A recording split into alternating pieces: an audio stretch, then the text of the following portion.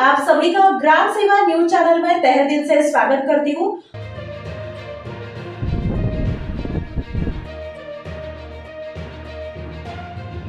कासेगाव तालुका दक्षिण सोलापूर येथे दगडखाणीच्या पाण्यात बुडावलेल्या विद्यार्थ्याचा अखेर चौथ्या दिवशी शोध लागला। पाण्यावर मृतदेह तरंगताना आढळून आला। 12 मार्च रोजी दुपारी कासेगाव येथील चौथीतील विद्यार्थी श्रीहर्ष हब्बू हा आपल्या काका आणि त्याच्या मित्रांसमवेत ब्रह्मनाथ मंदिर परिसरातील दगडखाणीजवळ गेला होता। काठावर बसलेला असताना तो पाण्यात पडून बुडाल्याची घटना घडली। घटनेनंतर स्थानिकांनी आणि अग्निशमन दलाने तात्काळ शोधकार्य सुरू केले। आपत्ती व्यवस्थापन आणि अग्निशमन दलाचे अधिकारी कर्मचारी 3 दिवसांपासून सतत शोध घेत होते। पाण्यात कॅमेरे सोडून 70-80 फूट खोलवर तपासणी करूनही श्रीहर्ष याचा मृतदेहाची शोध लागला नव्हता।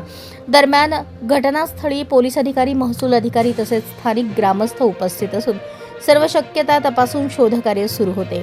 रविवारी दुपारी पाण्यावर तरंगताना श्रीहर्ष याचा मृतदेह आढळून आला। यावेळी नातेवाईकांनी एकच आक्रोश व्यक्त केला। डोळ्यातील अश्रूंना वाट मोकळी करताना श्रीहर्ष याच्या आठवणीत त्याच्या आईवडिलांनी हंबरडा फोडला। या हृदयद्रावक वातावरणात त्याच्यावर अंत्यसंस्कार करण्यात आले।